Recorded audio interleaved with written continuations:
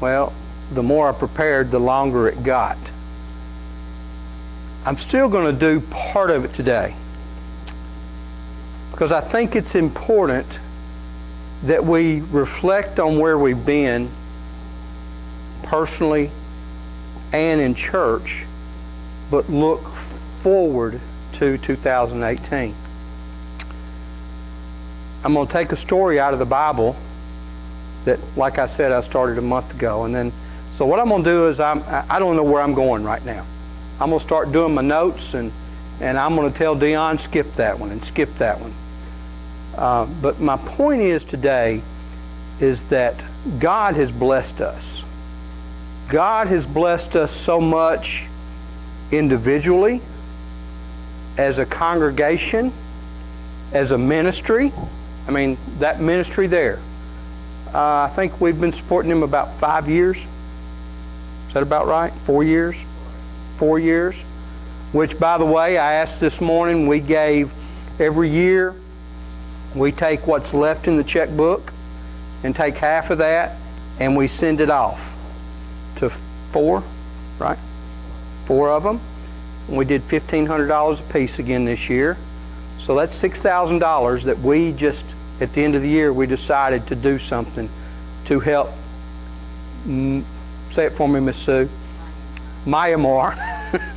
Myanmar. See, nobody knows how to say it. Burma. Them, Cookville Pregnancy Clinic, Howard,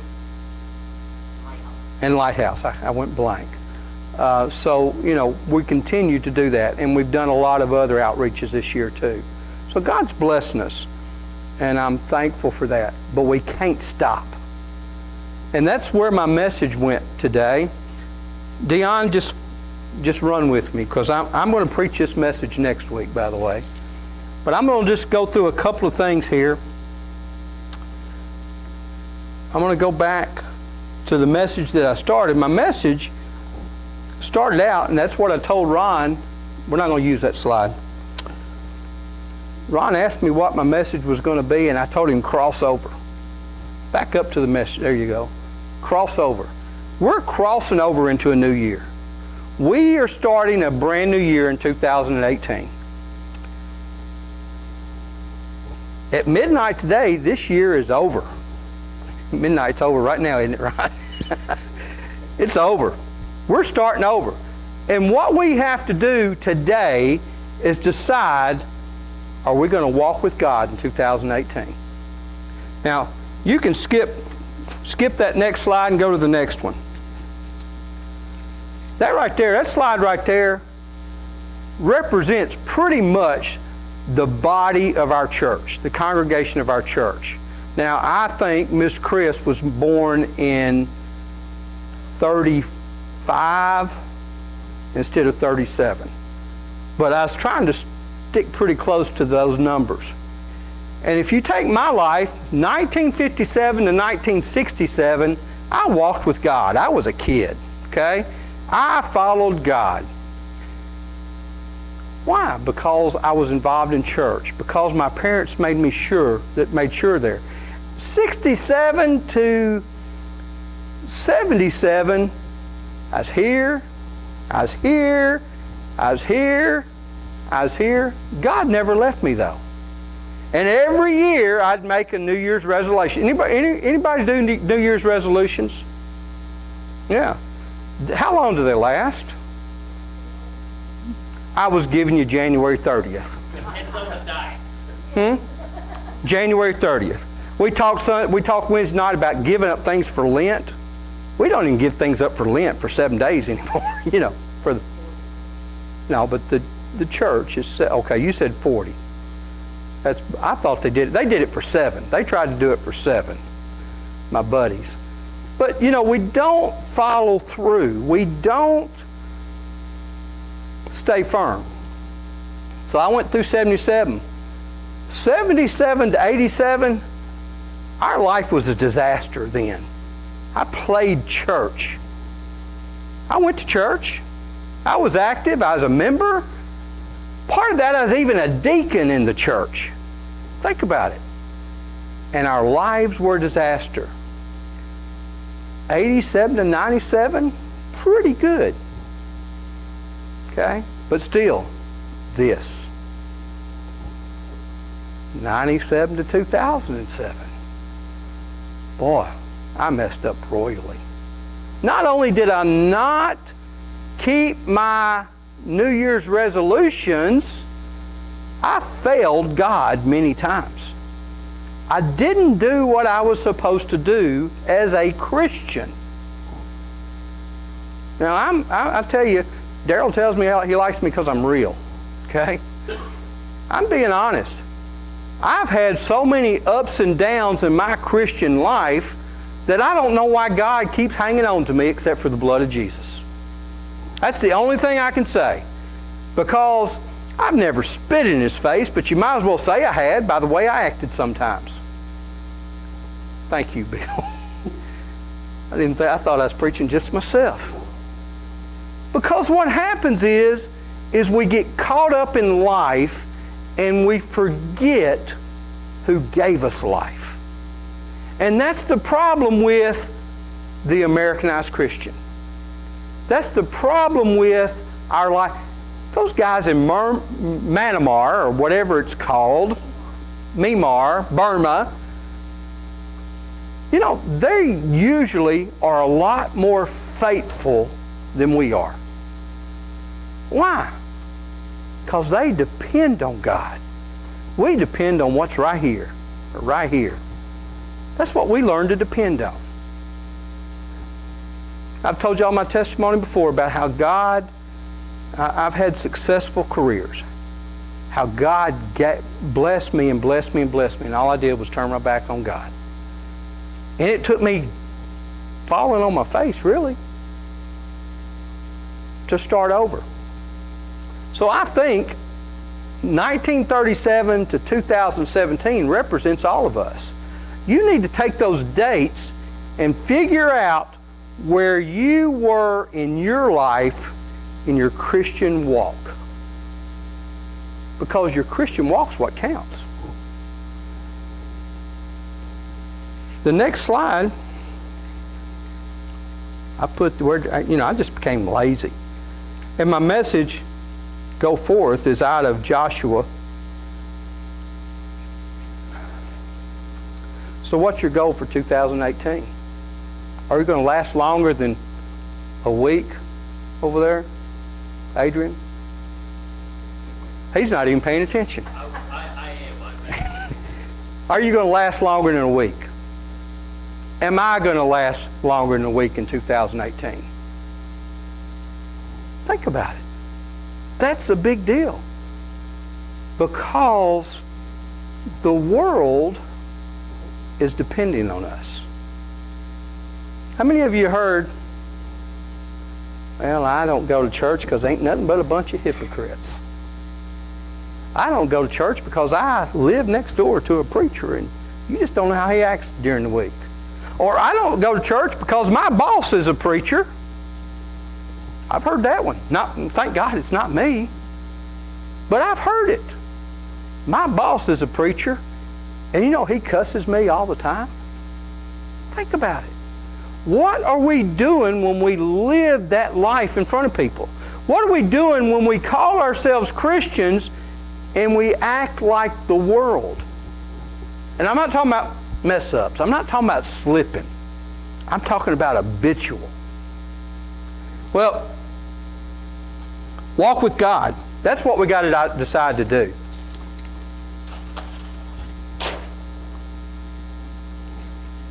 I don't care.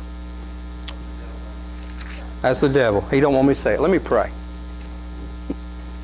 God, thank you. Father, the numbers up on the chart represent my life from 57 to right now, 2017. God, you've blessed me. You've let me fall on my face. You picked me up, and I've fallen on my face again. Father, I want to be faithful, but that human nature just takes over. Father, the reason it takes over is because we forget to put God first. We forget that we only put our feet on the floor because you put them there. We can only stand because you lift us up. But yet we think we do it ourselves over and over and over. Father, it's my prayer, my goal, my heart, that you give me more and more years, like the last 5 that you've given me since I've surrendered to you. Father, when I really put all of my faith and trust in you, I'm not going to say life became easy, but you carried me through it. So help me to be that witness. Help us as a congregation to be that witness. Help us to be followers of Christ in everything that we say and do. Not just on Sundays, not just on Wednesdays, but when we get up in the morning, when we go to bed tomorrow night, and all day long. That's my prayer. For it's in your Son's name. Amen. Anybody that's known me long knows that I love the story of Moses. And Moses is a good example of up and down, up and down. Moses followed Christ. But didn't Moses murder somebody? Moses followed Christ, but didn't he do something and made God mad? Like, I don't remember the stick where he hit the water instead of, struck the rock instead of speaking to it like God said. So that tells me that even Moses messed up. And Moses is one of the heroes of faith in the book of Hebrews. I want to be that Hebrew of faith. I want to be the person that presents my faith, not my life, from here on out. And I want you to be that person too.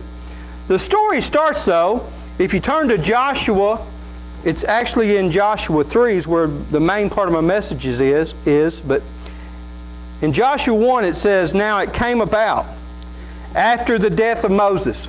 Remember, Moses was the leader. The funny thing about Moses being a leader, what did they do for 40 years? They wandered in the wilderness. Why did they wander in the wilderness? Because they lost faith in God. Because they quit trusting God.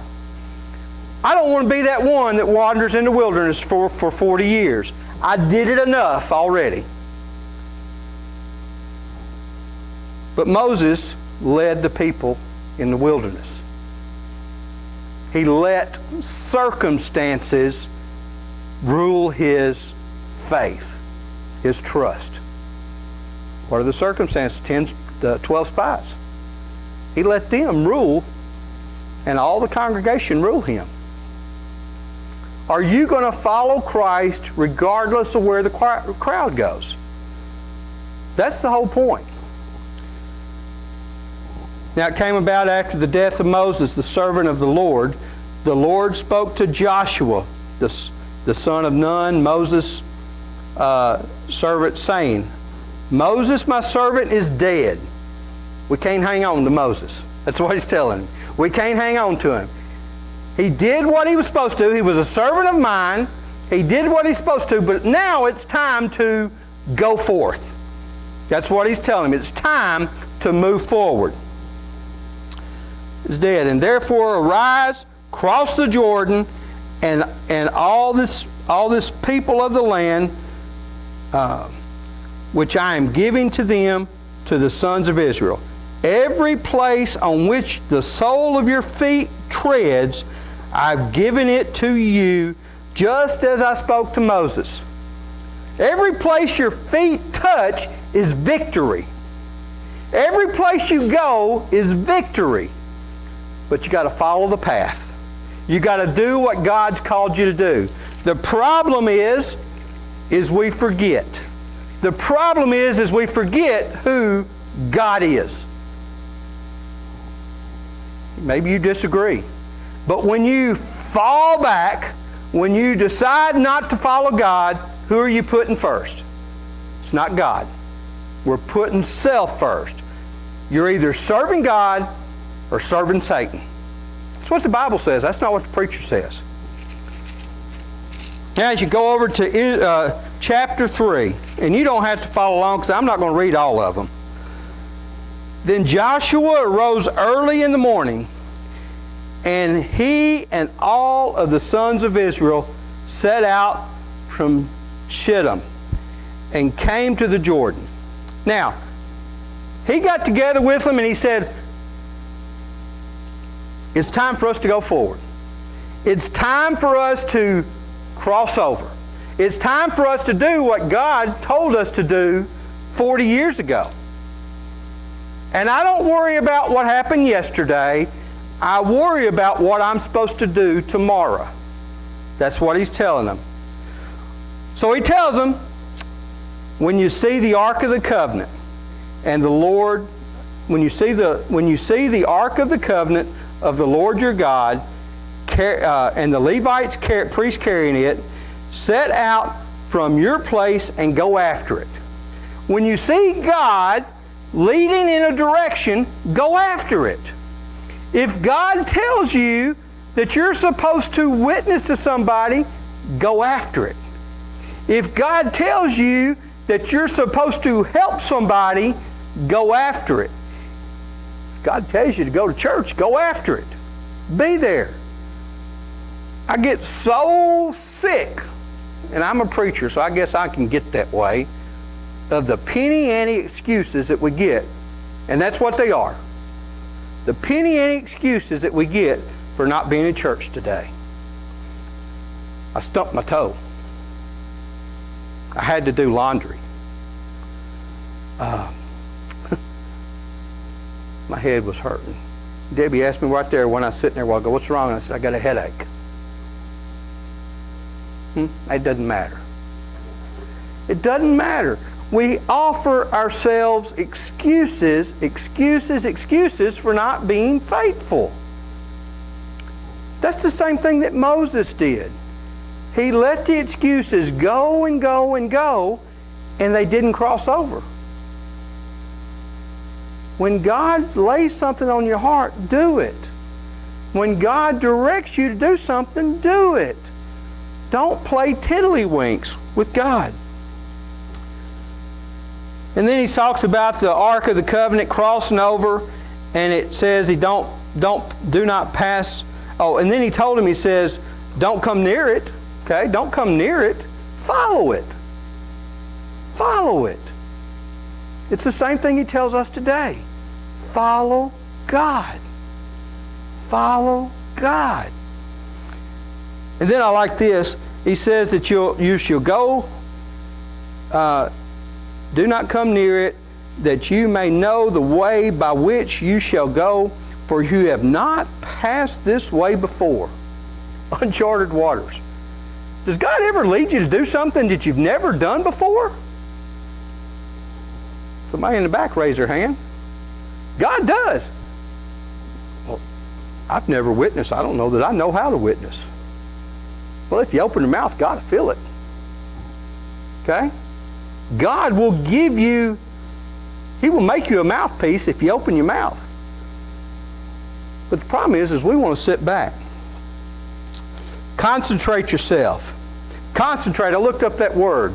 I knew what it meant, but I wanted to make sure that I understood it. Concentrate means that you're set apart as holy. If you're a Christian, you are set apart. You're different. You're a peculiar nation. You're a royal priesthood. That's what the Bible says about it. That's in next week's message. We are a royal priesthood. We are different. We are supposed to be different. What's the difference about us? Christ-like. We're followers of Christ. Concentrate yourselves For tomorrow the Lord will do wonders among you.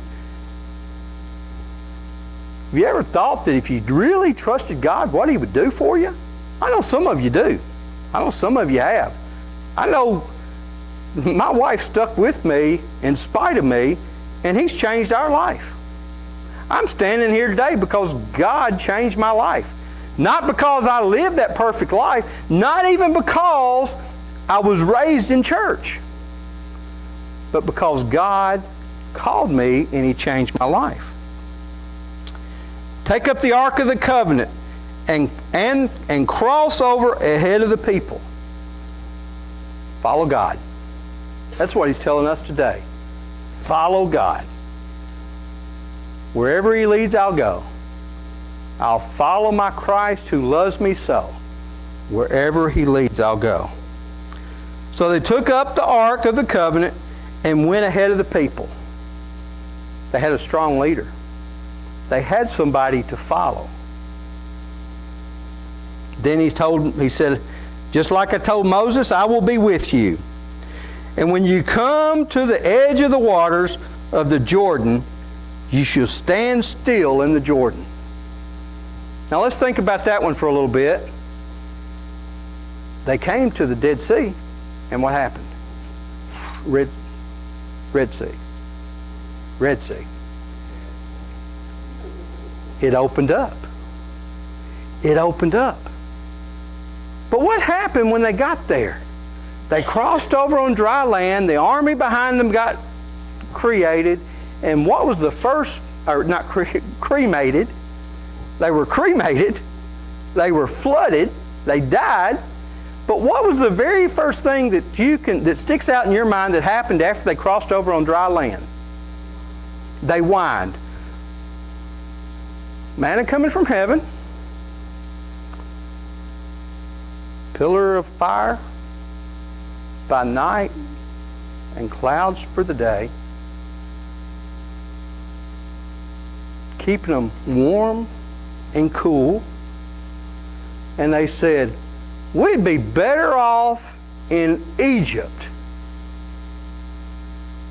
They had all they needed. We'd be better off in Egypt. Do we do the same thing sometimes? He says, I'll be with you. And He was. When you come to the edge of the water. When they came to the edge of the water, they started panicking. Moses did. They started panicking because the army's coming up behind them. But Joshua knew that God answered prayer. Josh said, by this hear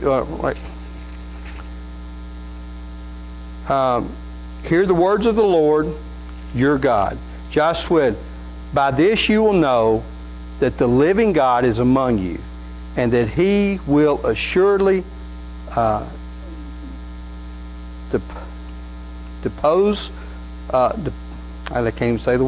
disposes from before the Canaanite. And then the Lord of the earth is crossing over ahead of you. God is going before us. God then went before the Israelites. He goes before us today. And everything that we do, He goes before us. Even when we ain't following Him, He still goes before us, hoping that we'll change, desiring that we change.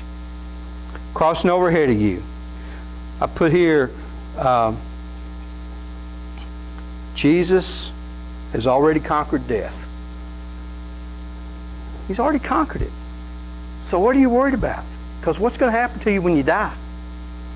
I'm going to wake up in glory. I don't have to worry about it no more. Then it says the waters of the Jordan will be cut off, and the waters which are flowing down from above will stand in one heap.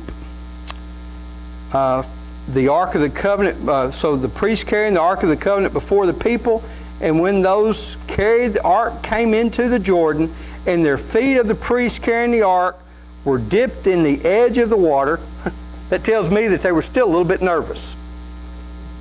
God told us to go in, but we'll do it like this.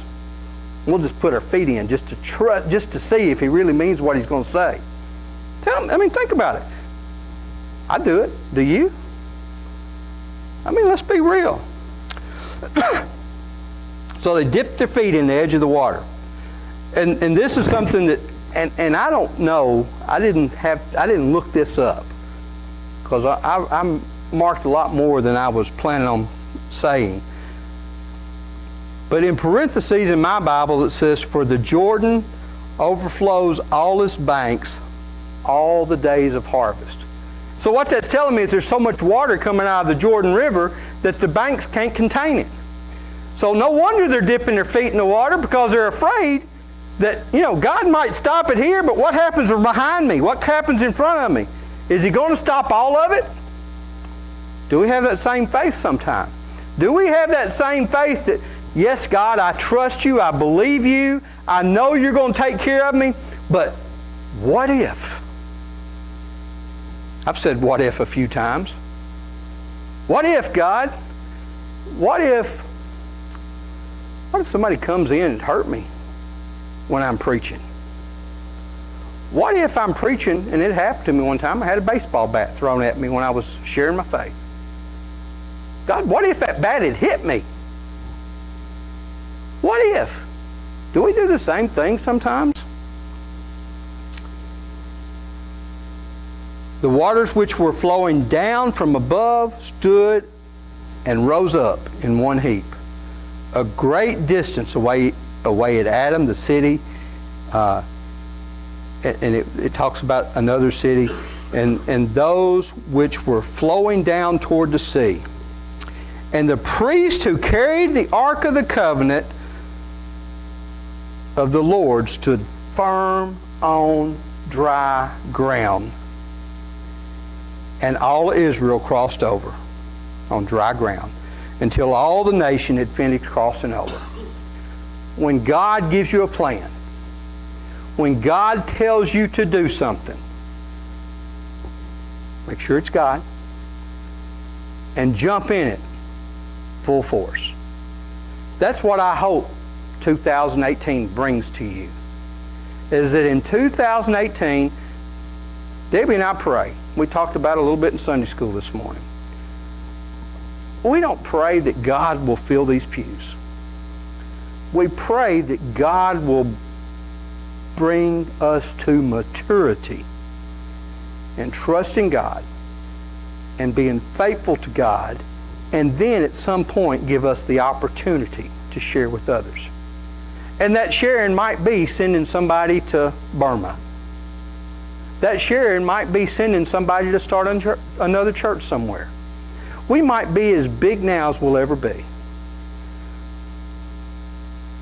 But if we grow in God and trust Him for the outcome, God will do what He wants to through SonLight Church.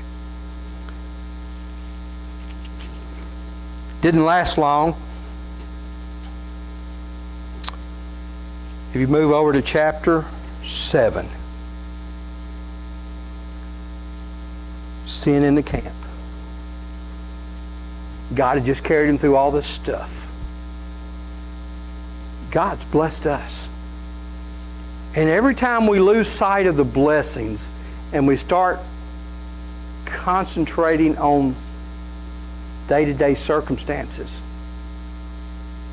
we quit putting God first. And in verse 1 of chapter 7 says, "But the sons of Israel acted unfaithfully in regard to the things under the ban." So when they were acted unfaithfully, I've done it. You've done it. When you act unfaithfully, God has to deal with it. So they got defeated.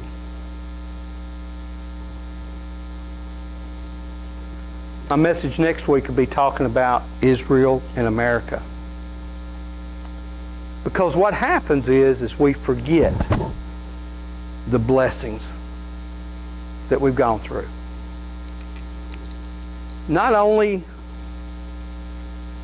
does America forget, but we as Christians forget.